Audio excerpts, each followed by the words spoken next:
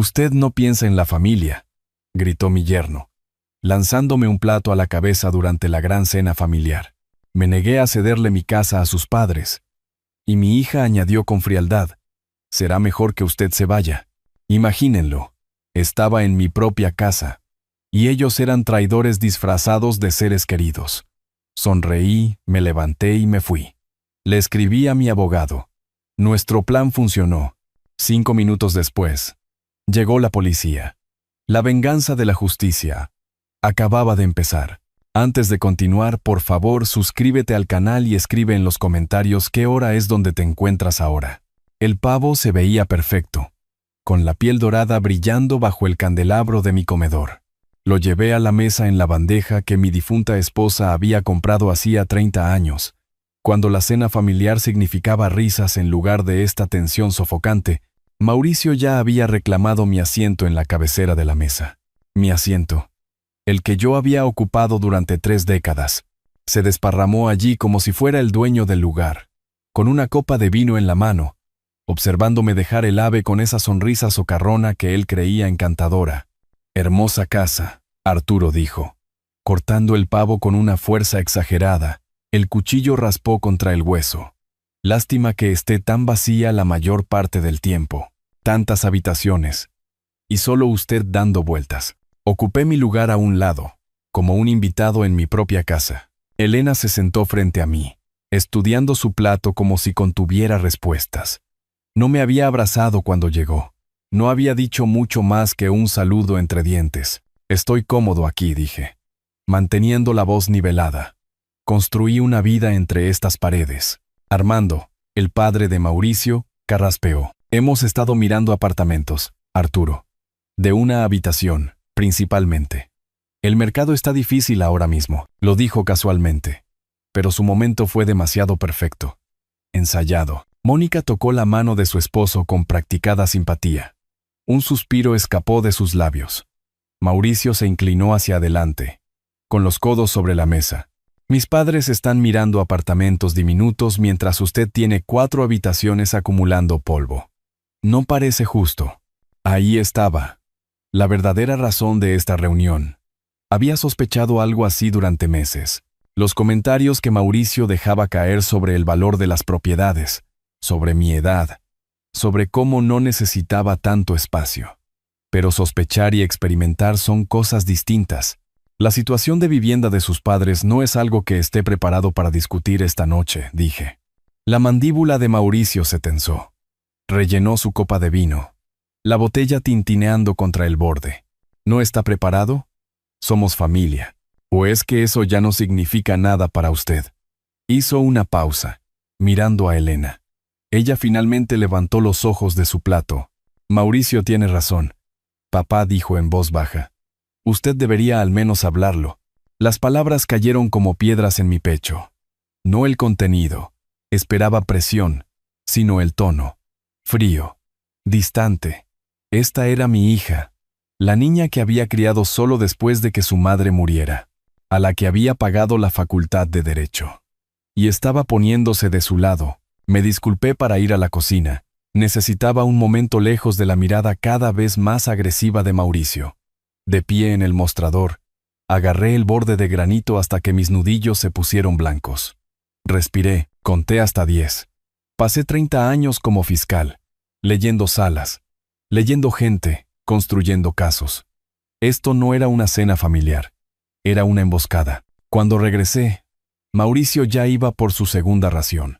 Hablaba entre bocados sobre las obligaciones familiares, sobre el cuidado de los mayores, sobre cómo la gente egoísta acapara recursos mientras sus seres queridos sufren. «¿Cómo va el trabajo, Elena?», pregunté, tratando de redirigir. Mauricio interrumpió antes de que ella pudiera responder. «Estamos discutiendo algo importante aquí, Arturo. La familia cuida de la familia. Mis padres cuidaron de mí. Usted debería entender eso. Crío a Elena solo. Por eso mismo entiendo el valor de la independencia», dije. Mónica se secó los ojos con una servilleta. Armando la rodeó con el brazo. La actuación era casi convincente. La siguiente hora pasó con una tensión creciente. Mauricio se volvía más ruidoso con cada copa de vino. Sus cumplidos sobre el vecindario venían envueltos en comentarios sobre cómo yo no apreciaba lo que tenía, sobre el desperdicio, sobre la responsabilidad. Elena permaneció en silencio la mayor parte del tiempo, pero cuando hablaba, siempre era en apoyo a los puntos de Mauricio. No importaba. La observé inclinarse hacia él, tocar su brazo cuando él se animaba, imitar su lenguaje corporal. Ella había tomado su decisión antes de entrar por mi puerta esta noche. Quizás meses atrás, quizás más, cerca de las 8 de la noche. Mientras la oscuridad se asentaba fuera de las ventanas, Mauricio empujó su silla hacia atrás. La silla raspó el suelo de madera con un chirrido áspero. Se puso de pie, mirándome desde arriba, su rostro enrojecido por el vino y la frustración. «Déjeme dejar esto bien claro», dijo, con la voz tensa. «Usted vive en la negación. Una persona no necesita tanto espacio. Es un desperdicio. Es egoísta». Permanecí sentado, con las manos cruzadas sobre la mesa. Sostuve su mirada sin pestañear. «¿Y qué sugiere exactamente?», pregunté. Aunque ya lo sabía. «Sugiero que sea razonable», dijo Mauricio. Sus puños se cerraron a los lados. «Somos familia, Arturo. Empiece a actuar como tal». La amenaza quedó suspendida en el aire entre nosotros. Mónica miró a Armando. Armando miró a su hijo. Elena miraba fijamente sus manos, sin decir nada, lo que lo decía todo. Me quedé perfectamente quieto, exteriormente tranquilo, pero mi mente trabajaba escenarios, calculando ángulos, preparándome para lo que vendría, porque esto no había terminado. Esto apenas comenzaba. La paciencia de Mauricio, la poca que había fingido tener, se evaporó. Me apuntó con el dedo como un arma.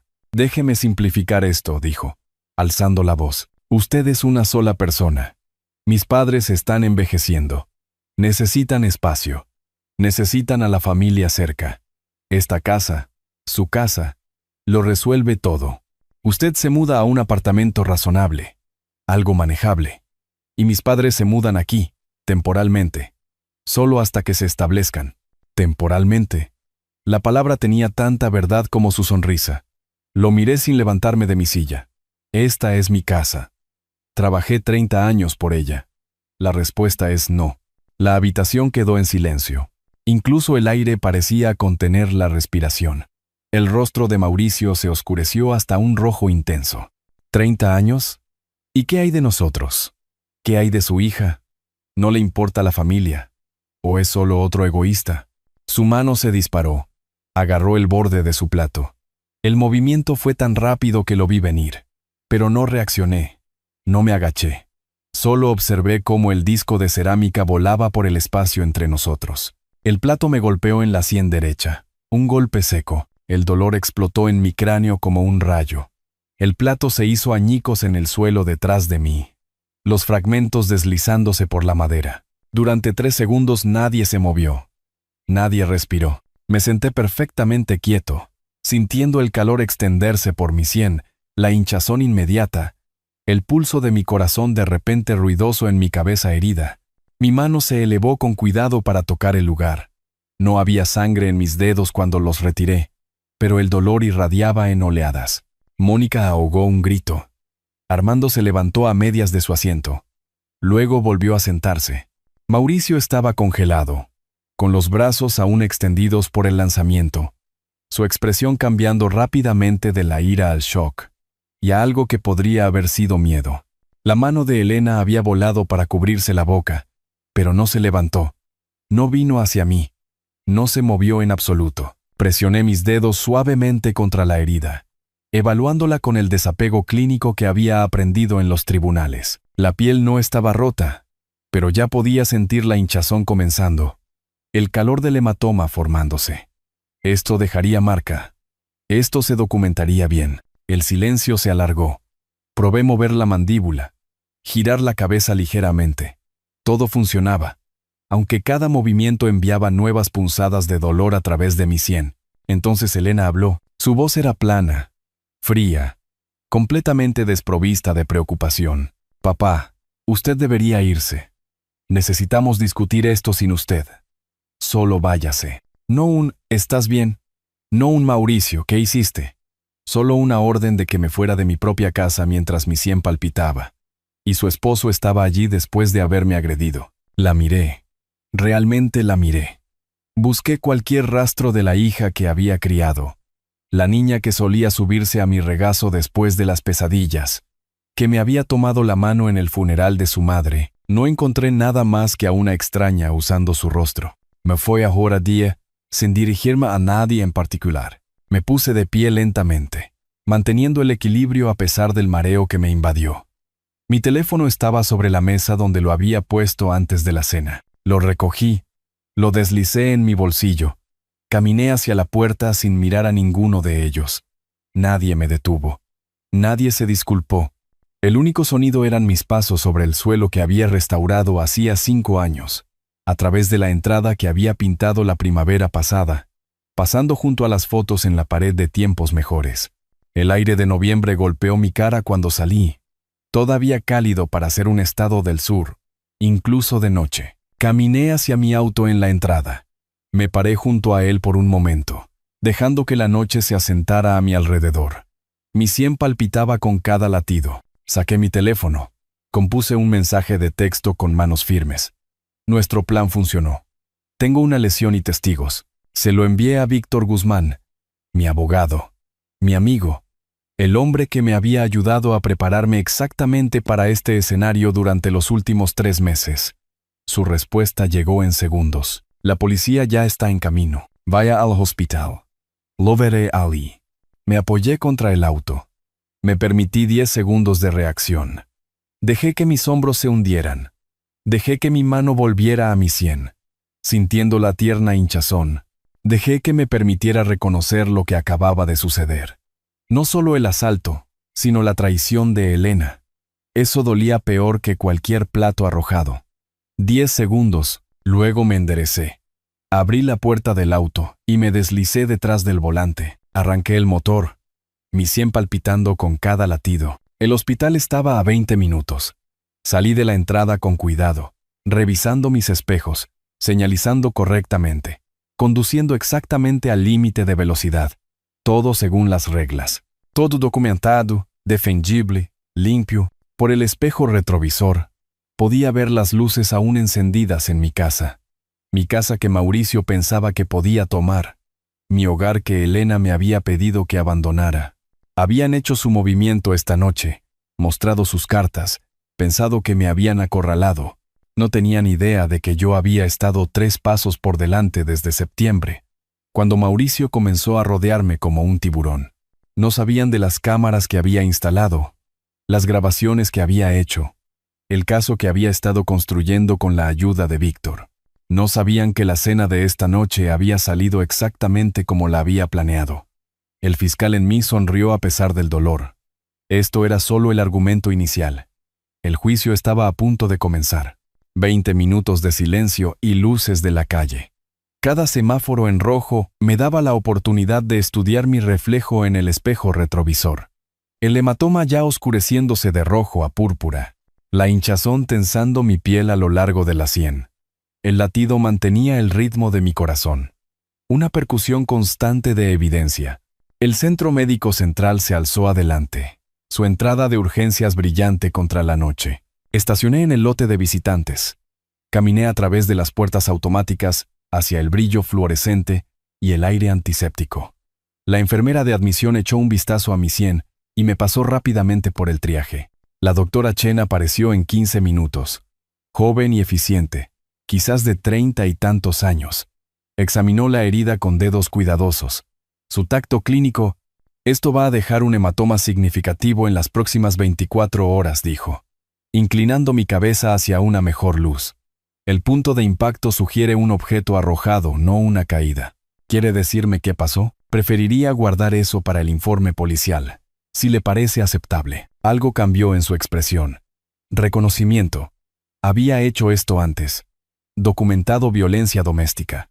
Recopilado evidencia para casos que terminarían en los tribunales, donde yo solía trabajar. Fotografiaré desde múltiples ángulos, dijo. Frontal, lateral, de cerca, toma amplia. Protocolo estándar para documentación de asalto. El flash de la cámara fue brillante en mi visión periférica. 4 tomas, cada una desde una perspectiva diferente. Trabajó con la eficiencia practicada de alguien que entendía que las fotografías podían hacer o deshacer un caso. Conmoción cerebral leve, diagnosticó después de pruebas adicionales. Necesitará descansar. La sensibilidad a la luz es normal. El dolor de cabeza empeorará antes de mejorar. Asentí, archivando la información con todo lo demás que necesitaría recordar. Víctor llegó a los 30 minutos de mi texto, llevando su portafolio de cuero como si acabara de salir de la oficina. Probablemente así era. Me encontró en la sala de espera.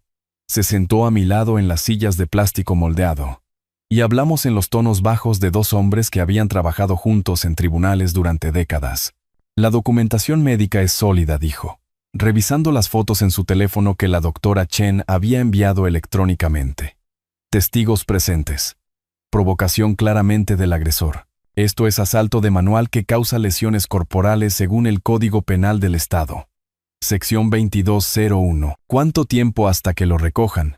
Pregunté. Los oficiales deberían estar en su casa dentro de 1 hora. Hizo una llamada, apartándose brevemente, hablando en frases legales entrecortadas que reconocí como comunicación con las fuerzas del orden. Cuando regresó, su expresión tenía una sombría satisfacción. La detective Morales está a cargo. Es buena. Trabajó con nosotros en el caso Henderson en el 2009, recordé. Sara Morales, investigadora metódica, ahora de 40 y tantos, había visto a través de más mentiras de las que la mayoría de la gente cuenta en su vida. Mientras esperábamos mis papeles de alta, mi teléfono vibró. El nombre de Elena iluminó la pantalla. Dejé que sonara 2 veces antes de contestar, sosteniendo el dispositivo ligeramente alejado de mi oído. ¿Qué hiciste? Su voz explotó a través del altavoz, lo suficientemente fuerte como para que Víctor la oyera. La policía arrestó a Mauricio. Llamaste a la policía a tu propia familia. Planeaste esto. Él me agredió en mi propia casa, dije. Mi voz calmada y fría. Los actos tienen consecuencias. Estás destruyendo a esta familia. Él está esposado porque tú. Terminé la llamada. Puse el teléfono boca abajo sobre mi regazo. Víctor levantó una ceja. Ella tomó su decisión, dije. De vuelta en mi casa. Mi escena del crimen ahora. La detective Morales caminaba por el comedor, catalogando la evidencia con ojos expertos. La silla volcada donde Mauricio había estado. El punto de impacto en la pared donde el plato había golpeado después de rozar mi sien, dejando una mella en el elegante papel tapiz. Comida salpicada en las superficies. Los pedazos de cerámica rotos esparcidos como acusaciones por mi suelo de madera. Mauricio se paseaba cerca de la ventana, sus movimientos agresivos incluso ahora. Armando y Mónica estaban sentados juntos en el sofá, hablando uno sobre el otro en ráfagas nerviosas. Elena permanecía en la mesa del comedor, pálida y en silencio, sus manos planas contra la madera. Morales los separó para declaraciones individuales, procedimiento estándar. Darles tiempo para asentarse en sus mentiras, antes de comparar historias. Señor, necesito que me diga exactamente qué pasó en la cena de esta noche, le dijo a Mauricio, con voz neutral. Él estaba siendo irrazonable, dijo Mauricio, sus palabras saliendo demasiado rápido. Mis padres necesitaban ayuda, y él simplemente no entraba en razón. Dijo cosas terribles sobre la familia. Eso no explica cómo resultó herido. La boca de Mauricio se abrió, se cerró, su rostro enrojeció. En la sala de estar, Armando probó su versión. Fue un accidente. Las cosas se calentaron. Ya sabe cómo son las cenas familiares y Mauricio simplemente. No fue su intención. Mónica interrumpió, alzando la voz. Arturo dijo cosas terribles. Se negaba a ayudar a la familia. Mauricio nos estaba defendiendo. El bolígrafo de Morales se movía sobre su libreta, registrando contradicciones, accidental o defensivo, provocado o no provocado. Las historias no cuadraban y ella lo sabía. 2 oficiales uniformados flanquearon a Mauricio mientras Morales le leía sus derechos. Su voz comenzó a elevarse en protesta, pero Mónica tocó su brazo con una mirada de advertencia. Él guardó silencio. Mauricio Gámez queda bajo arresto, bajo sospecha de asalto que causa lesiones corporales. Las palabras continuaron, familiares e inevitables. Víctor había enviado la documentación médica electrónicamente. Las fotografías de mi hematoma oscureciéndose, las notas clínicas de la doctora Chen. El caso se estaba construyendo solo, ladrillo por ladrillo documentado. Los vecinos habían oído los gritos. Uno había llamado por el estruendo. Sus declaraciones corroborarían la línea de tiempo y la intensidad. Mientras los oficiales colocaban las esposas en las muñecas de Mauricio, sus ojos buscaron dónde estaba sentada Elena. Ella desvió la mirada. Mi teléfono vibró de nuevo en mi mano en el hospital. Otra llamada de Elena. La envié al buzón de voz. Víctor miró la pantalla. Ha llamado a mi oficina 6 veces ya. Tampoco estoy contestando. Pinday. La doctora Chen regresó con los papeles de alta, instrucciones para monitorear los síntomas de la conmoción cerebral, receta para analgésicos, citas de seguimiento programadas para el lunes. Firmé donde se indicaba. Recogí los papeles. Me puse de pie con cuidado. El mareo se había desvanecido, pero el dolor permanecía constante y agudo. Su abogado mencionó que podría necesitar esto para procedimientos legales, dijo la doctora Chen, entregándole a Víctor un sobresellado, historial médico completo y fotografías, copias certificadas. Se lo agradezco, dijo Víctor. Afuera. La noche se había vuelto más fresca. Víctor me acompañó a mi auto. Deberías descansar, dijo. Esto es solo el comienzo. Audiencia de fianza mañana. Determinación de causa probable. Luego veremos si el fiscal presenta cargos. Los presentarán, dije. Demasiada evidencia, demasiados testigos. Demasiado público ahora que se hizo el arresto. Él asintió. Ambos sabíamos cómo funcionaban estos casos. Una vez que la maquinaria comenzaba a moverse, rara vez se detenía. Conduje a casa con cuidado, la misma ruta en reversa, pasando el hospital, a través del centro, hacia mi vecindario. Mi casa estaba a oscuras cuando entré en la cochera. Todos se habían ido. Cinta de la escena del crimen cruzaba mi puerta principal. Me senté en el auto por un largo momento, el motor haciendo tic-tac mientras se enfriaba, mirando mi hogar transformado en evidencia. Luego salí.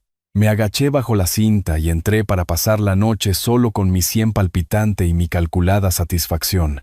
Dormí mal, despertando cada pocas horas por el pulso de dolor en mi sien. La mañana llegó de todos modos. La luz del sol dura a través de las ventanas que había olvidado cerrar. Tomé la medicación prescrita.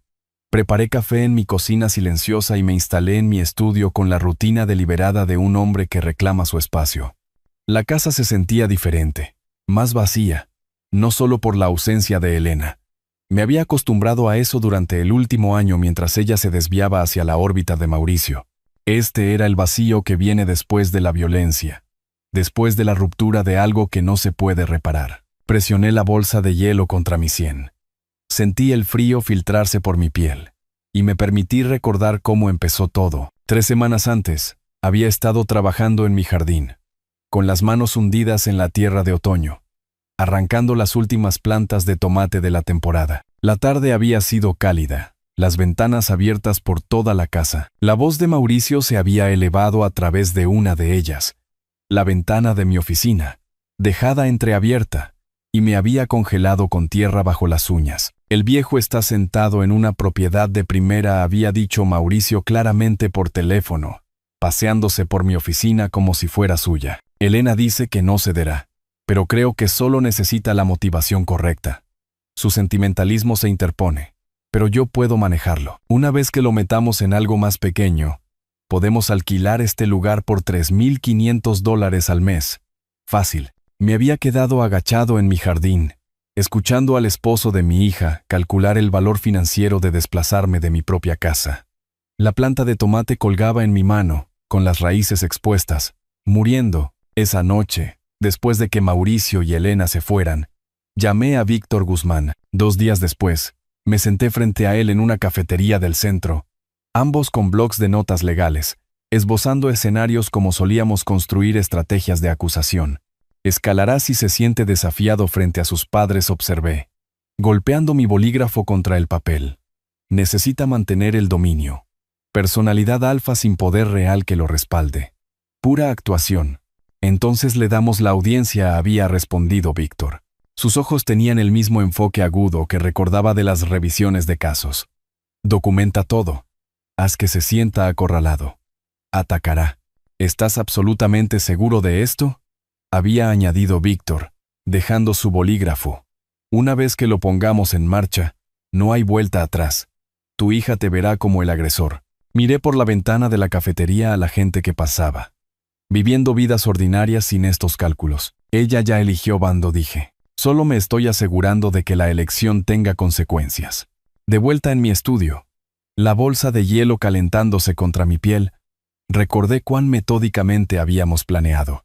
Víctor había llamado a la detective Morales. Habían trabajado juntos cuando yo todavía era fiscal. Conocían los métodos del otro. Una situación doméstica potencial podría desarrollarse, le había explicado Víctor por teléfono, con voz cuidadosa. La víctima podría necesitar una respuesta rápida. ¿Puedes priorizar si te llamamos? Morales había aceptado. Había visto demasiados asaltos domésticos donde una respuesta tardía significaba peores lesiones o pérdida de evidencia. Había instalado una grabadora de voz en mi sala de estar 2 semanas antes de la cena. Legal en nuestro estado de consentimiento de una sola parte. Y era mi casa. La había probado. Me aseguré de que capturara la conversación claramente desde cada ángulo de la habitación. La llamada telefónica a Mónica Gámez había sido casi agradable. Me encantaría recibirlos a ti y a Armando para la cena familiar, dije, mi tono cálido y de abuelo.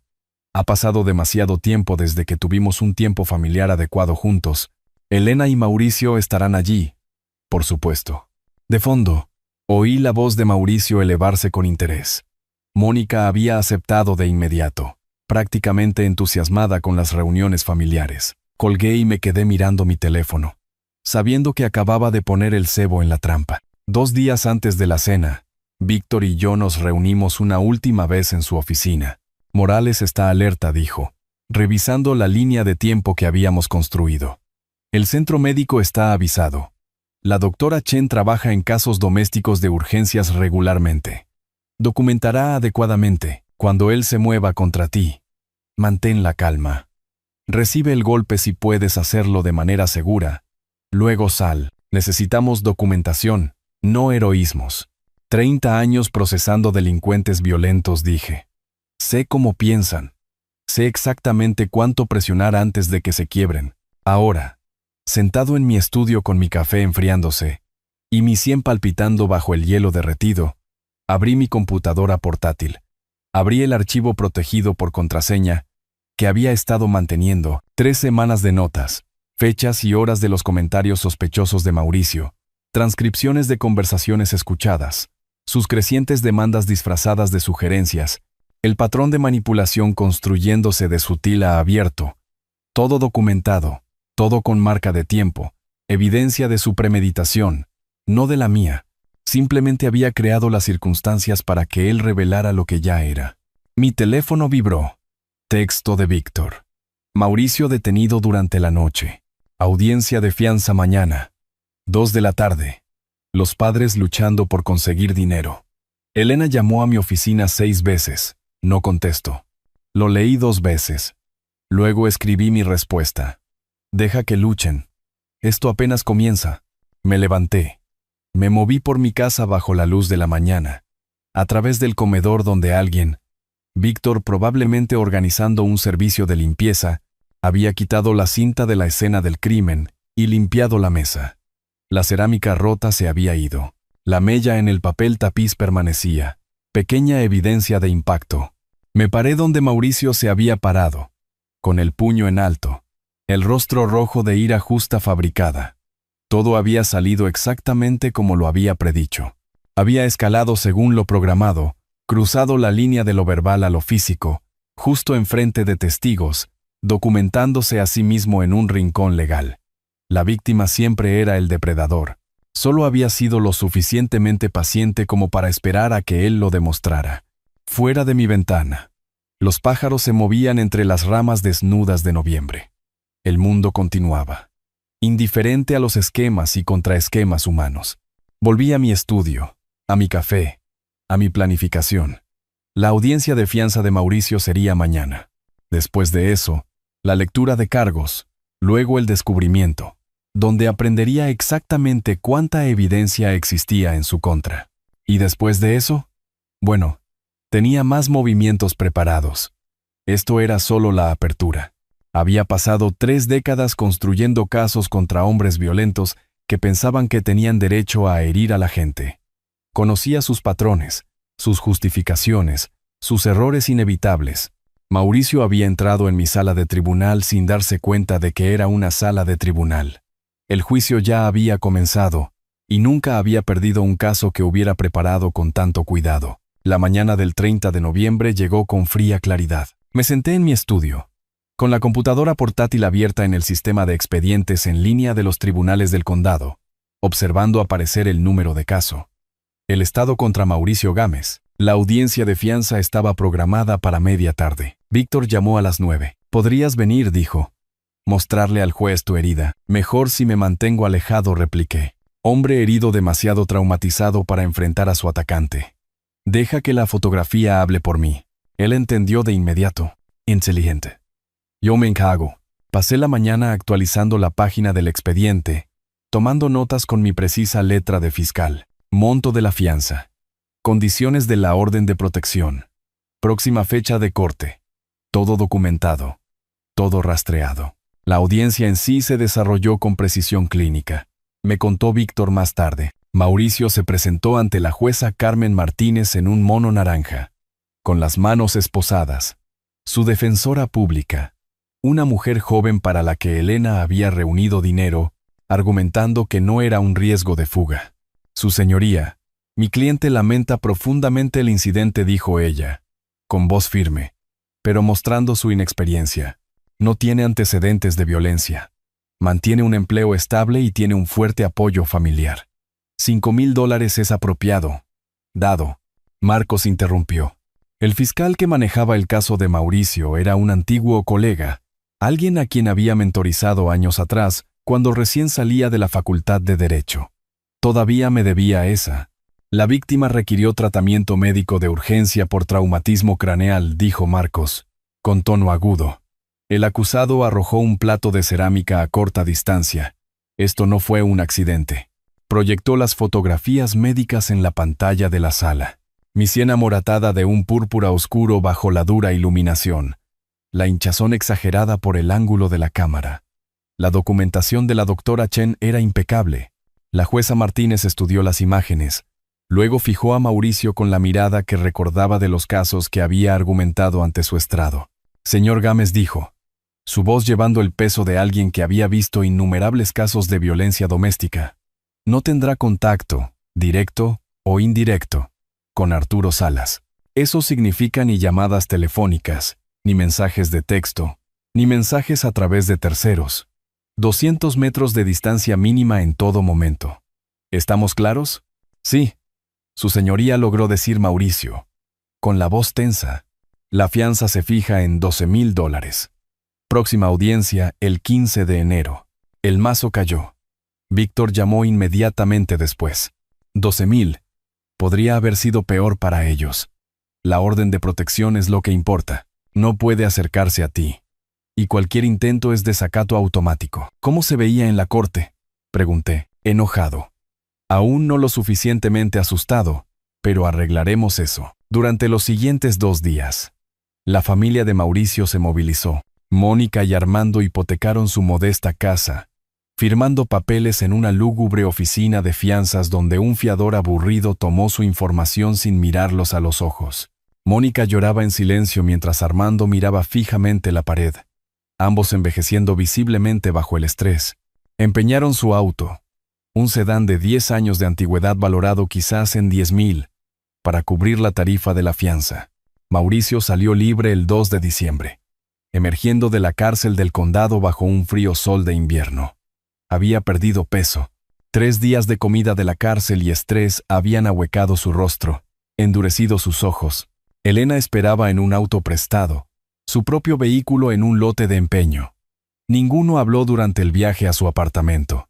Me enteré de todo esto a través de la red de Víctor, empleados del juzgado, fiadores que recordaban favores debidos, conexiones construidas durante décadas de trabajo legal. Esa misma tarde, Víctor presentó la demanda civil. Había revisado cada línea el día anterior, haciendo una pequeña edición, aumentando los gastos médicos en $500 para tener en cuenta los dolores de cabeza continuos que había documentado en una cita de seguimiento que había programado estratégicamente. Cada detalle importaba, cada número defendible. $2,000 por gastos médicos, $23,000 por dolor y sufrimiento, $50,000 por daños punitivos por intención maliciosa.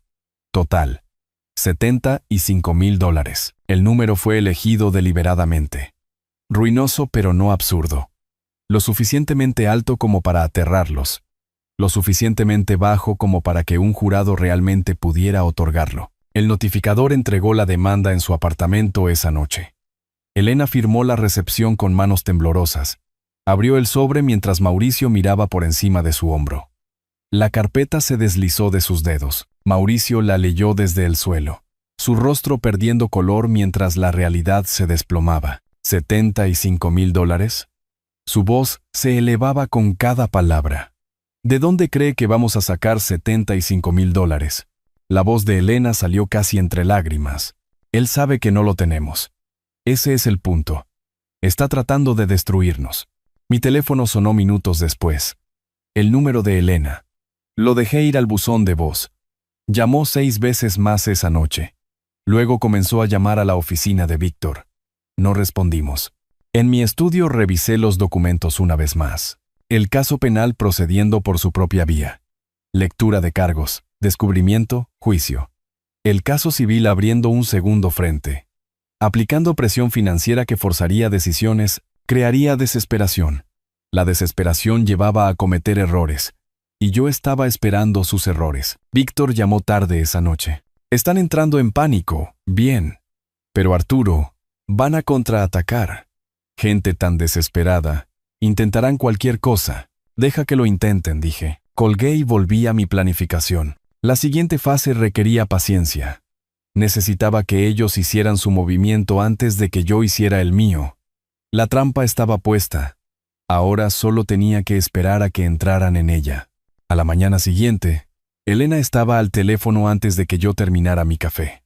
Los contactos de Víctor en el juzgado reportaron una actividad frenética. Consultas de abogados, llamadas desesperadas a servicios de asistencia legal, pidiendo dinero prestado a todos los que conocían. Para el mediodía, habían programado reuniones con 3 abogados.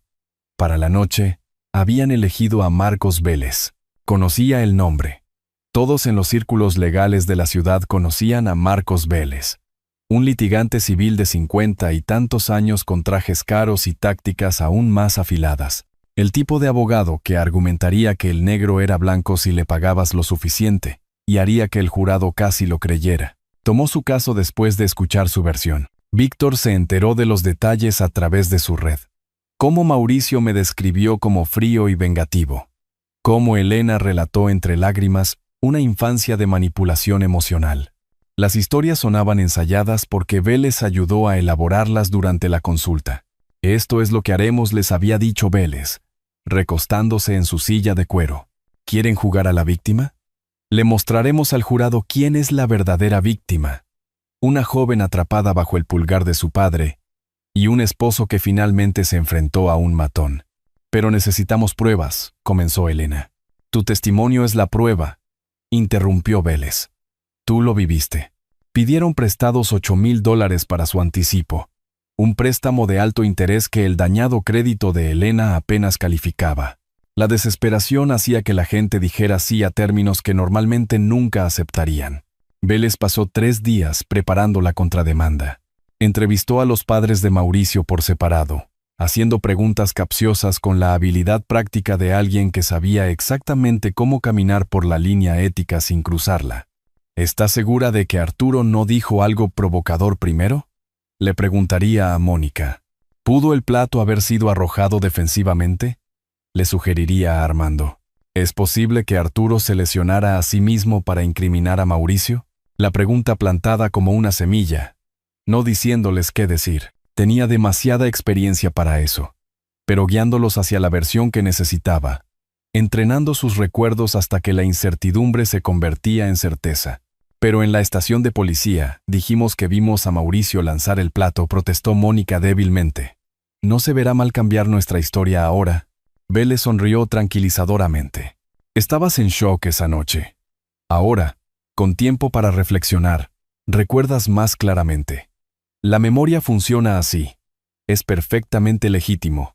Elena firmó su declaración jurada en la oficina de Vélez el 5 de diciembre. La pluma temblaba ligeramente mientras plasmaba en papel los presuntos abusos de su padre. Años de control, manipulación, crueldad emocional. Historias que eran parte verdad, retorcidas en armas, parte completa fabricación. El asistente legal de Vélez notarió el documento, mientras Vélez observaba con aprobación, ya planeando cómo usar el testimonio de la hija para obtener el máximo impacto emocional. La contrademanda llegó al juzgado el 6 de diciembre. $50,000 en daños por el trauma de toda la vida de Elena. Acusaciones de abuso emocional, trampa, provocación deliberada. Los círculos legales bullían. Un empleado del juzgado llamó a Víctor con una advertencia. Vélez tiene reputación de litigio de tierra arrasada. Arrastrará todo al descubrimiento. Víctor condujo a mi casa esa noche con impresiones de la presentación de Vélez y las declaraciones de testigos revisadas. Nos sentamos en mi estudio mientras él extendía los documentos sobre mi escritorio. Una genuina preocupación visible en su rostro por primera vez desde que esto comenzó. Leí la contrademanda lentamente, mi ojo de fiscal captando cada frase manipulada y mentira estratégica. Hice notas en los márgenes. Comprobablemente falso. Sin corroboración. Contradice el informe policial. Víctor se paseaba, inusualmente animado. Vélez citará cada comunicación entre tú y Elena de la última década. Interrogará a amigos, vecinos, cualquiera que pueda decir que eras controlador. Pintará la cena familiar como la culminación de años de abuso. Seguí leyendo. Tranquilo, Arturo. Tu propia hija te está acusando de décadas de abuso psicológico, continuó Víctor. Incluso si ganamos, el daño a tu reputación. Déjalo argumentar, die. Víctor dejó de pasearse. ¿No estás preocupado? Son acusaciones serias. Dejé los papeles y lo miré a los ojos. Tengo un as bajo la manga. Algo que Vélez no sabe. Algo que ni siquiera Mauricio sabe que tengo. ¿Qué chipullas? 3 semanas atrás, antes de invitarlos a la cena, tomé ciertas precauciones. Documentación, grabaciones, evidencia que prueba exactamente lo que Mauricio y Elena estaban planeando. Víctor me miró fijamente. ¿Los grabaste? Nuestro estado es de consentimiento de una sola parte, dije. Mi casa. Mi derecho. Había instalado la grabadora de voz 2 semanas antes de la cena. Dispositivo pequeño, audio de alta calidad, ubicado en mi sala de estar donde podía capturar cada conversación claramente. Legal bajo la ley estatal, solo necesitaba el consentimiento de una parte para grabar. Y yo era esa parte. También había activado la aplicación de grabación en mi teléfono durante ciertas conversaciones, respaldado todo en un almacenamiento en la nube encriptado a través de un contacto que se especializaba en forense digital. Todo preservado, todo con marca de tiempo, todo admisible. ¿Qué capturaste?, preguntó Víctor en voz baja. A Mauricio discutiendo sus planes para mi propiedad, a Elena aceptando ayudar a convencerme de mudarme, cantidades específicas en dólares que planeaban extraer. Todo su esquema, en sus propias palabras. Grabado semanas antes de la cena. Víctor se sentó lentamente. ¿Por qué no me lo dijiste? Necesitaba ver hasta dónde llegarían primero, dije. Si Mauricio solo hubiera hecho demandas verbales y lo hubiera dejado así, podría haberlo dejado pasar. Pero arrojó ese plato. Y ahora Elena ha cometido perjurio en una declaración jurada. Saqué una carpeta de mi cajón. Transcripciones de las grabaciones impresas y organizadas. Fechas. Horas. Oradores identificados. Vélez cree que está cambiando la narrativa, continué. Cree que el testimonio de Elena enturbiará las aguas lo suficiente como para crear una duda razonable.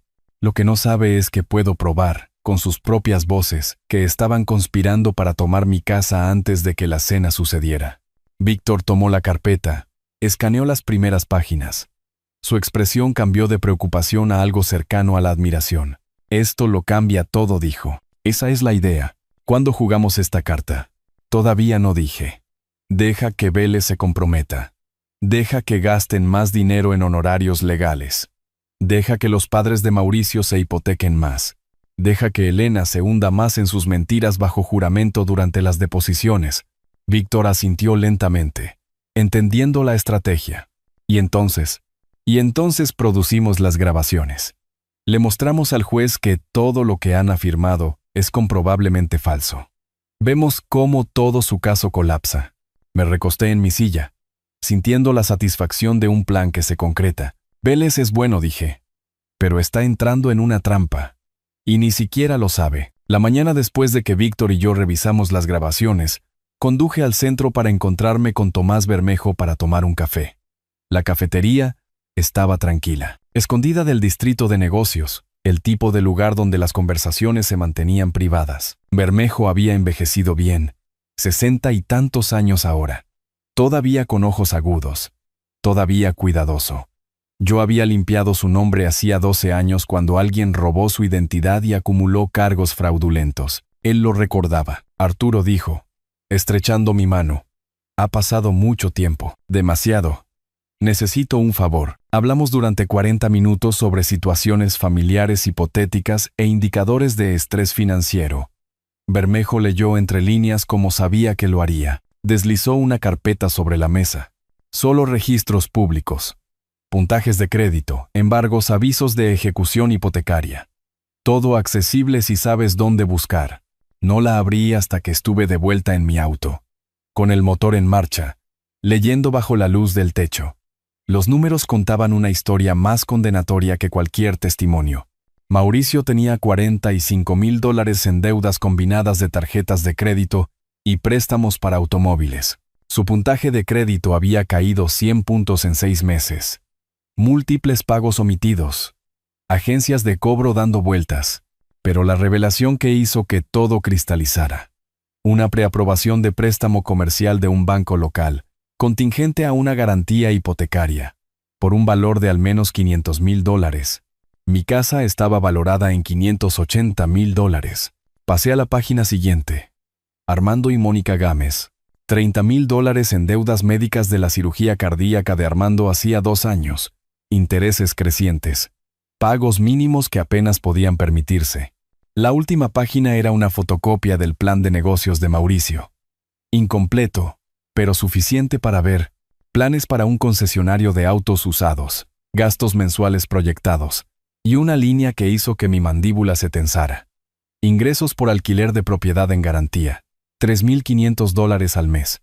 Mi propiedad, alquilada para pagar sus deudas mientras yo vivía en algún apartamento eficiente, desplazado de la casa que había construido. Nunca se trató de la familia. Nunca de ayudar a padres ancianos. Puro cálculo, pura codicia. Llamé a Víctor de inmediato. 2 días después, el 10 de diciembre, Víctor presentó una moción de descubrimiento. Los registros financieros, argumentó, eran directamente relevantes. Si Mauricio estaba motivado financieramente para apoderarse de mi propiedad, socavaba toda la narrativa de Vélez de un yerno amoroso defendiendo a la familia. Vélez contraatacó con una ráfaga de objeciones. Irrelevante. Demasiado amplio. Invasión de la privacidad. La jueza Martínez escuchó los argumentos por teleconferencia. Escuché por el altavoz de Víctor, oyendo el tono cada vez más desesperado de Vélez mientras Martínez desestimaba sus objeciones. Abogado, dijo ella, su voz llevando el peso de alguien que había presidido demasiados casos donde el dinero se escondía bajo la retórica familiar. Si su cliente estaba motivado financieramente para presionar al señor Salas por la propiedad, eso es directamente relevante para el asalto y las contrademandas. Moción concedida. 48 horas para cumplir. El silencio de Vélez lo dijo todo. Mauricio pasó un día frenético reuniendo documentos. Me imaginé a él y a Elena en la mesa de su cocina, organizando extractos bancarios, ambos sabiendo lo que los números revelarían. Vélez revisó los materiales antes de enviarlos. Debió darse cuenta entonces de que la historia de su cliente se estaba desmoronando. El mensajero entregó un sobresellado en la oficina de Víctor el 12 de diciembre. Extendimos el contenido sobre su mesa de conferencias. Extractos bancarios, facturas de tarjetas de crédito, solicitudes de préstamos, Borradores de planes de negocios. Víctor trazó las entradas con el dedo. Mira esto. 3 semanas antes de la cena, Mauricio solicitó el préstamo comercial. La solicitud lista una propiedad familiar en nuestro vecindario como garantía propuesta. Premeditación, dije. Estaba planeando esto antes de tener la casa. Destruye su defensa de ira impulsiva. Víctor pasó a otra página. Y aquí. Historial de búsqueda de Google desde el sitio de solicitud de préstamo. Préstamo sobre el valor líquido de la vivienda máximo. Calculadora de ingresos por alquiler. Transferencia de propiedad familiar en el estado. Encontré el hilo de mensajes de texto entre Mauricio y alguien llamado Marcos, su socio comercial, aparentemente. La casa de mi suegro es la clave para la financiación. Había escrito Mauricio el 8 de noviembre. Solo necesito convencerlo de que es el movimiento correcto. Elena está trabajando en él. 8 de noviembre, 2 semanas antes de la cena. Víctor dejó los papeles. Esto no es una disputa familiar. Es una transacción comercial que se volvió violenta cuando te negaste a cooperar. Y ahora tenemos pruebas, dije. Pensé en la actuación de Mauricio en la cena. La charla sobre obligaciones familiares. Las lágrimas de Mónica. Las miradas compasivas de Armando. Todo teatro, toda manipulación diseñada para hacerme sentir culpable por no entregar mi casa para resolver su crisis financiera. El plan de negocios tenía 18 páginas. Mauricio le había dedicado tiempo real, proyectando ingresos, calculando gastos generales, planeando el éxito, y en el centro de todo, mi casa como cimiento, la garantía, el flujo de ingresos. Había contado con mi culpa, mi amor por Elena, mi sentido del deber familiar. Con lo que no había contado era con que había pasado 30 años procesando a personas que usaban máscaras, que envolvían la crueldad en lenguaje noble, que robaban mientras proclamaban virtud. Conocía los patrones. Sabía cómo leer las mentiras. Víctor hizo copias de todo, organizado por categoría. Desesperación financiera, planificación comercial, cronología de la premeditación. Cada pieza de evidencia etiquetada e indexada. Vélez va a tener dificultades para explicar esto, dijo Víctor. No puede, repliqué. Los números no mienten. Y cuando añadamos las grabaciones a esta evidencia financiera, todo su caso se evapora. Pero aún no estaba listo para jugar esa carta. Dejemos que se comprometan más.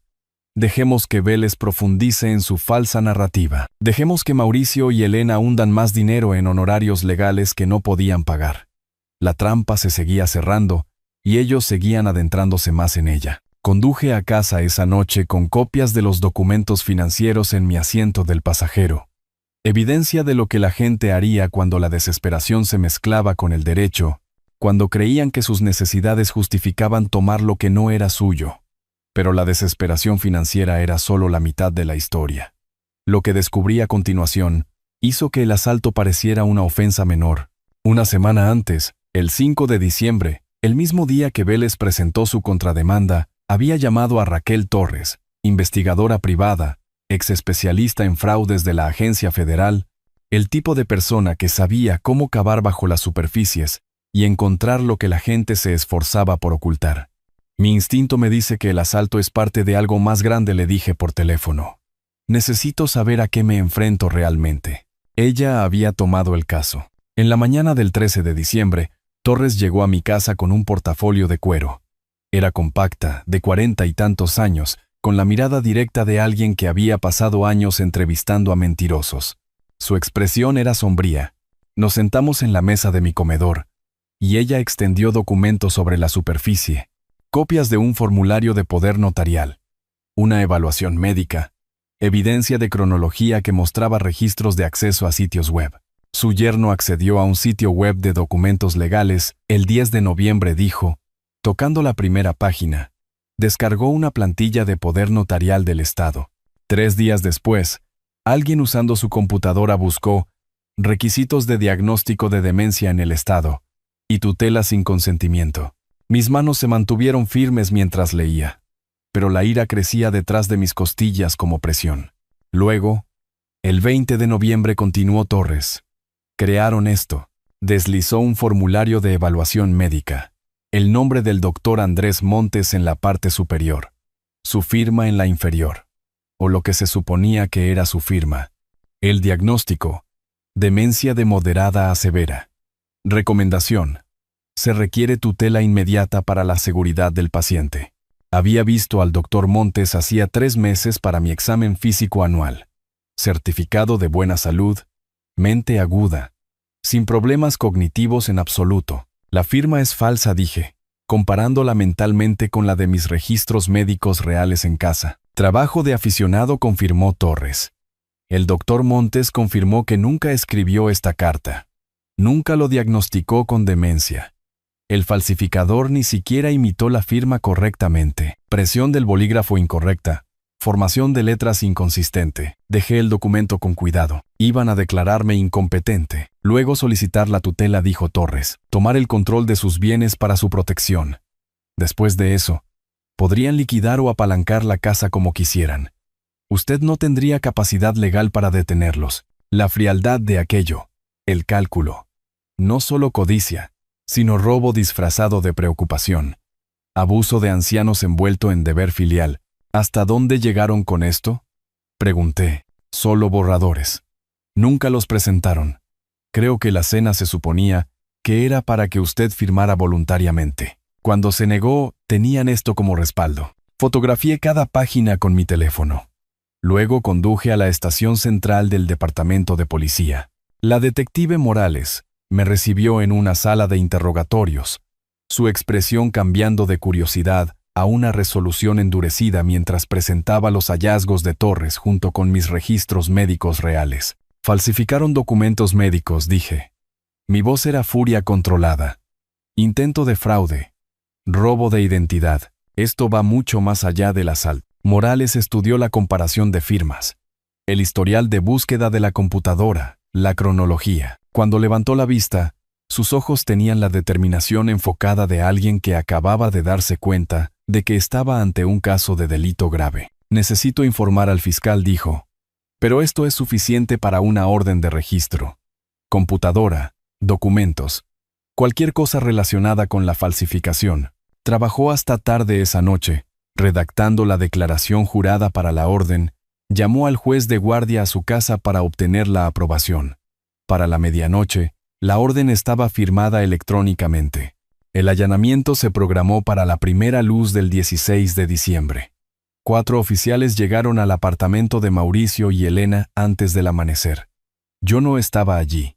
Morales me mantuvo alejado deliberadamente, protegiendo el caso, pero me informó después.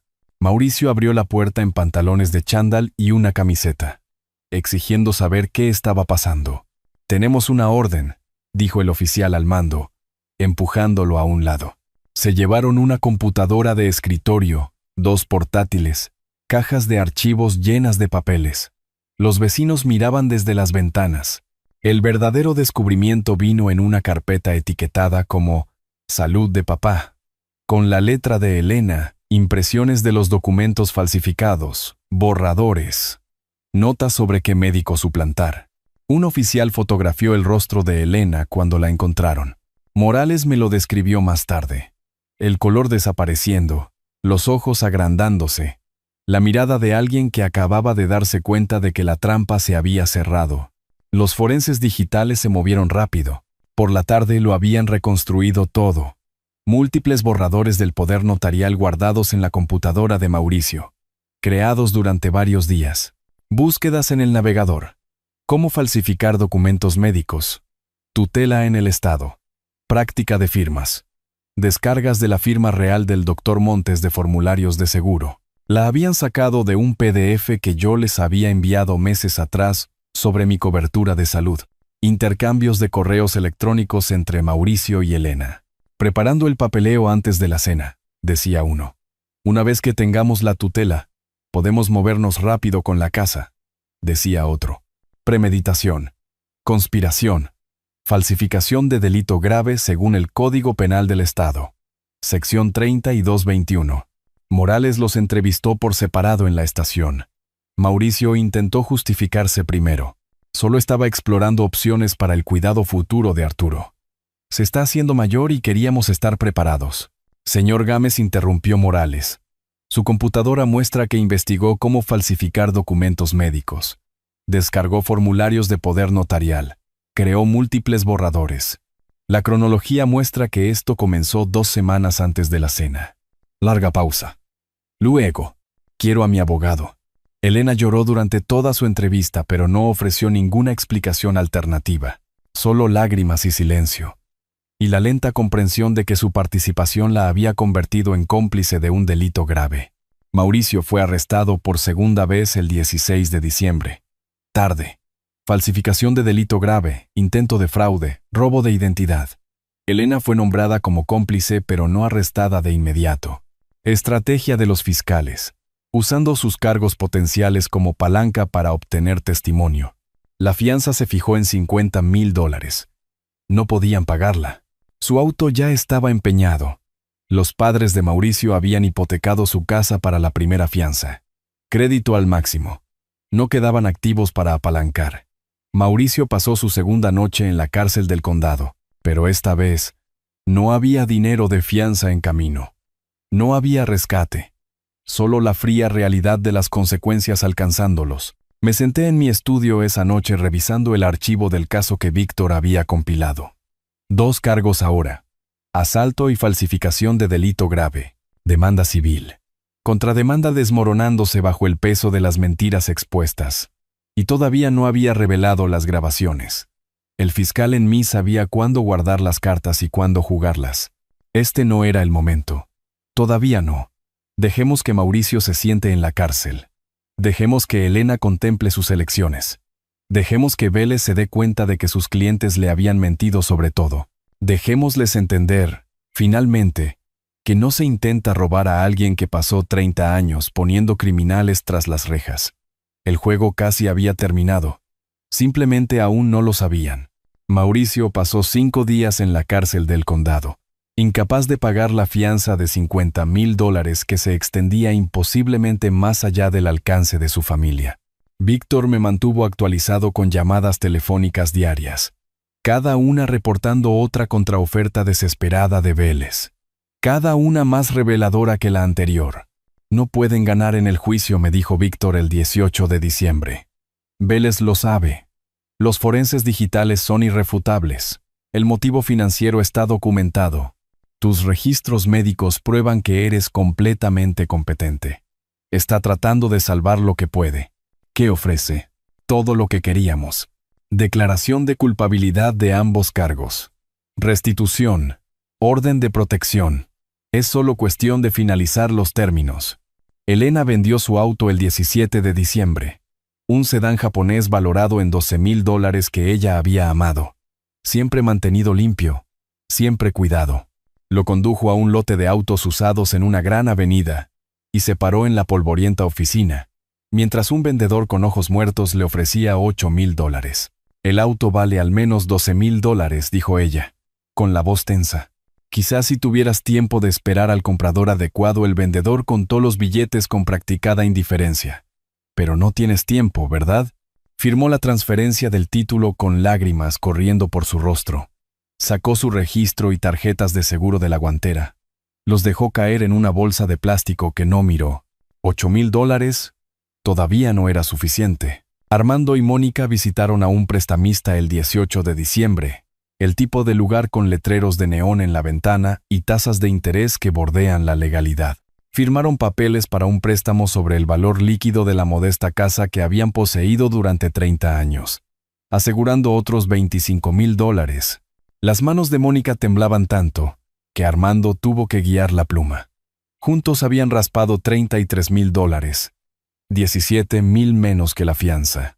Vélez le entregó la realidad a Mauricio en una sala de conferencias de la cárcel el 19 de diciembre, extendiendo papeles sobre una mesa de metal marcada mientras un guardia observaba desde la esquina. Acepta el trato, dijo Vélez, su voz plana por el agotamiento. 3 años de libertad condicional son un regalo comparado con lo que el juez te dará en el juicio. 5 a 10 años en la prisión estatal solo por la falsificación.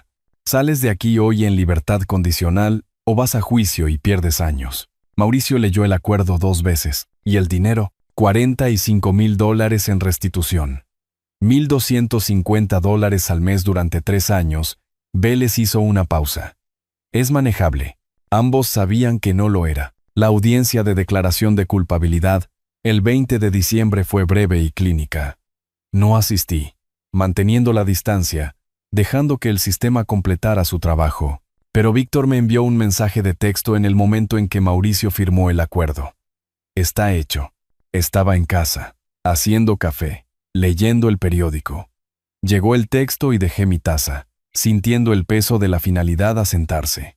La jueza Martínez le hizo a Mauricio las preguntas requeridas. Señor Gámez, entiende que al declararse culpable, está admitiendo que agredió a Arturo Salas y falsificó documentos con la intención de defraudarlo de su propiedad y autonomía. Sí, su señoría. La voz de Mauricio era plana, vacía. Y entiende que esta declaración significa 3 años de libertad condicional supervisada, 200 horas de servicio comunitario y $45,000 en restitución. Entiendo. El fiscal leyó la base fáctica, cada detalle del asalto, los documentos médicos falsificados, el intento de fraude. Cada frase aterrizaba como un martillazo. En la galería, Elena se estremeció cuando el fiscal mencionó su participación como cómplice. Mónica Gámez hundió el rostro en el hombro de Armando. Elena recibió 1 año de libertad condicional por su papel en la falsificación. Sentencia más leve por menor participación, pero aún así un antecedente penal, aún consecuencias que la seguirían. Víctor me envió por correo electrónico una copia escaneada de la orden judicial en 1 hora. La leí en mi estudio, notando cada término, cada condición, cada requisito. 3 años de libertad condicional supervisada, 200 horas de servicio comunitario, orden de protección de 5 años. Mauricio no podía acercarse a menos de 200 metros de mí. Y la restitución, $1,250 mensuales durante 36 meses. Archivé el documento en una carpeta etiquetada simplemente Resolución. Para el 22 de diciembre, la realidad se asentó sobre ellos como concreto. Los ingresos de Mauricio como vendedor de autos, basados en comisiones, variables, nunca garantizados, apenas cubrirían sus propios gastos. Añadan las necesidades de Elena, los pagos de restitución, el servicio de la deuda a sus padres, y las matemáticas colapsaban en la imposibilidad. Armando recibió un aviso de ejecución hipotecaria 3 días antes de Navidad. Tenía 90 días para pagar el saldo total del préstamo sobre el valor líquido de la vivienda. No lo tenían. Nunca lo tendrían. Estábamos tratando de ayudar a nuestro hijo, le dijo Armando a Mónica mientras se sentaban en la mesa de su cocina leyendo el aviso. Y ahora lo estamos perdiendo todo. Ella lloraba en silencio, el tipo de lágrimas que provienen del agotamiento más que del shock. La destrucción financiera fue completa, sistemática, inevitable. Mauricio, antecedentes penales, libertad condicional, una deuda de restitución aplastante, 5 años con prohibición de acercarse a mí. Elena, antecedentes penales, libertad condicional, autovendido por dinero de desesperación, matrimonio con un hombre que destruyó a su familia. Los padres de Mauricio, con la casa enfrentando una ejecución hipotecaria, ahorros agotados, seguridad de jubilación desaparecida, todo ello rastreable hasta una cena familiar, un plan para tomar lo que no era suyo, un acto de violencia cuando me negué a rendirme. Defendí mi hogar, aseguré mi autonomía, me aseguré de que se hiciera justicia a través del sistema en el que había pasado 30 años trabajando. El fiscal en mí sentía satisfacción. El padre en mí no sentía nada más que el frío conocimiento de que a veces ganar significaba perder todo lo que importaba. Me senté en mi estudio esa noche, la casa en silencio excepto por el horno ciclando aire caliente a través de las rejillas. En mi escritorio, la orden judicial, la orden de protección, el calendario de restitución, todo por lo que había luchado, todo lo que había ganado. Y el precio, mi hija, transformada de la niña que una vez confió en mí en una mujer que había falsificado documentos para robar mi libertad. No me arrepentía. No podía permitírmelo. Algunas traiciones no permiten la reconciliación, solo consecuencias. El caso estaba cerrado. La victoria era mía. Y sabía exactamente cómo lo había sabido. necesaria, justa y amarga como la ceniza. La mañana de Nochebuena llegó fría. Uno de esos raros días de invierno sureños cuando el estado finge estar en otro lugar. La temperatura apenas por encima de cero. El aire lo suficientemente agudo como para picar. Preparé café en mi cocina. La misma rutina que había seguido durante 30 años. El molinillo zumbando, el agua hirviendo, la luz de la mañana entrando oblicuamente por las ventanas que había elegido en una casa que me había ganado. El silencio se sentía más grande de lo habitual, no opresivo, liberador, mi espacio, mis términos. Sin Mauricio calculando el potencial de ingresos por alquiler. Sin Elena evitando mi mirada mientras conspiraba con su esposo. Solo yo y la vida que había construido, defendido y conservado. Víctor llamó a última hora de la mañana. Su voz cálida con satisfacción profesional. «Feliz Navidad, Arturo. O tan feliz como puede ser bajo las circunstancias. Hiciste lo que tenías que hacer». «Hicimos lo que teníamos que hacer», dije. «Tu trabajo fue impecable. Los pagos de restitución comienzan el 1 de enero. El primer cheque debería llegar para el 15. Si omite algún pago, podemos buscar remedios adicionales. No me importa el dinero», lo decía en serio. «Quiero que recuerde cada mes durante 3 años que los actos tienen consecuencias». Hablamos durante 15 minutos sobre la estrategia del caso, sobre la precisión del libro de texto de la cadena de evidencia, sobre cómo el sistema había funcionado exactamente como estaba diseñado cuando se le daba la preparación adecuada. Entonces Víctor hizo la pregunta que esperaba. «¿Contactarás a Elena eventualmente?» Miré por la ventana de mi estudio las ramas desnudas contra el cielo gris. Quizás, cuando entienda lo que hizo. No solo que perdió, sino por qué estuvo mal. Eso podría llevar años. Justo dijo Víctor. «Disfruta tu día, Arturo. Te has ganado la paz». Después de que colgó, organicé los documentos legales en una caja de archivos etiquetada «Caso Gámez», cerrado. La coloqué en un estante alto en mi estudio, donde permanecería como referencia pero no como recordatorio constante. El acto físico de archivar los papeles proporcionaba un cierre. Hecho, terminado, resuelto. Preparé el almuerzo, sándwich de pavo, sopa sobrante, y comí solo en la mesa de la cocina. Soledad deliberada, no abandono. Estaba reclamando lo invadido, la quietud que era mía por derecho. Mi teléfono vibró después del almuerzo. Texto de Elena. «Papá, lo siento, fui una tonta». Lo leí 3 veces. «Tonta. No fui cruel. No estuve equivocada. No te traicioné. Solo tonta. Como un error de cálculo. Como apostar al caballo equivocado». Puse el teléfono boca abajo sobre la mesa. Serví café. Lo bebí lentamente. Leí el texto de nuevo. Mi pulgar flotó sobre el teclado. Luego dejé el teléfono sin responder. La decisión no fue impulsiva. Había pasado semanas pensando en este momento, sabiendo que llegaría. Elena contactando, impulsada por las consecuencias en lugar de la comprensión, miedo en lugar de remordimiento. Quizás algún día la perdonaría, quizás años a partir de ahora, cuando realmente hubiera comprendido lo que había hecho, no solo a mí, sino a sí misma, a los padres de Mauricio, a la persona que solía ser. Hoy no, todavía no. Quizás nunca. Abrí el cajón de mi escritorio y saqué una vieja fotografía.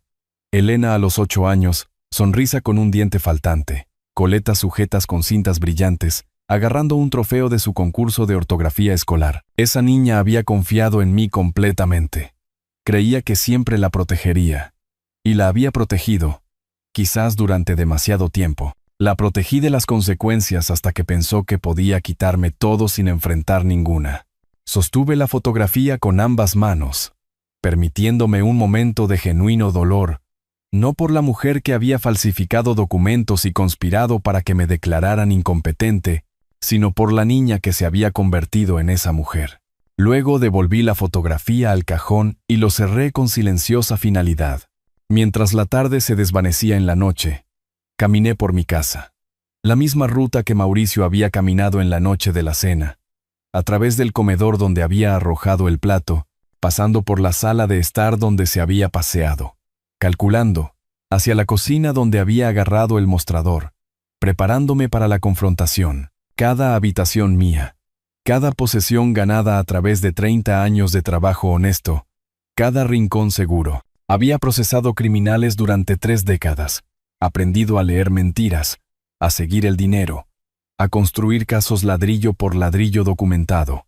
Cuando mi propia familia intentó robarme, había usado cada habilidad que había perfeccionado en esos tribunales. El sistema había funcionado. Se había hecho justicia. Los crímenes habían sido castigados proporcionalmente. Y había perdido a mi hija en el proceso. Me senté en mi silla junto a la ventana principal mientras se acercaba la noche, viendo pasar autos ocasionales por la calle, sin esperar nada, solo presente en mi espacio, en la victoria que sabía a ceniza, y satisfacción en igual medida. La cena familiar le había costado a Mauricio su libertad, su reputación, su estabilidad financiera. Le costó a sus padres su hogar. Le costó a Elena su relación con su padre. Me costó la hija que había criado. No me arrepentía. No podía permitírmelo. Algunas traiciones cavan demasiado profundo para la reconciliación. Algunas lecciones solo pueden enseñarse a través de consecuencias que duran. 30 años procesando criminales me habían enseñado que la justicia no siempre es limpia. A veces es destrucción necesaria. A veces es defender lo que es tuyo contra personas que creían que los lazos familiares significaban que podían tomar sin preguntar, herir sin enfrentar castigo. Mi casa estaba segura, mi autonomía intacta, mi vida mía de nuevo. Los documentos en la mesa auxiliar contaban la historia. Orden de protección válida por 5 años. Pagos de restitución garantizados por 3. Antecedentes penales permanentes. Mauricio y Elena recordarían esto por el resto de sus vidas. Cada pago mensual. Cada registro de libertad condicional. Cada solicitud que preguntara sobre antecedentes penales. Me había asegurado de eso. Afuera, la oscuridad invernal se asentó sobre el vecindario. Las luces se encendieron en las casas vecinas, donde las familias se reunían para la festividad. Permanecí en mi silla, solo en el hogar que había defendido, victorioso en una guerra que había destruido todo excepto el terreno que había mantenido. El silencio me envolvió como una armadura. Había ganado. El precio fue alto, pero lo había pagado a sabiendas. Y sentado allí en la oscuridad creciente, sentí lo que había esperado sentir todo el tiempo. No triunfo, no alegría, solo la fría satisfacción de un hombre que había hecho lo necesario y se negaba a disculparse por ello. Algunas victorias no vienen con celebración, vienen con quietud y certeza, y el conocimiento de que protegiste lo que más importaba. Tenía mi casa, tenía mi libertad, tenía mi paz, todo lo demás se había ido, y había tomado esa decisión con los ojos abiertos, sin remordimientos, ni uno solo. Si te gustó esta historia, por favor, dale me gusta a este video. Suscríbete al canal y comparte tus impresiones sobre esta historia en los comentarios. Para escuchar la siguiente historia, haz clic en el cuadro de la izquierda. Gracias por vernos.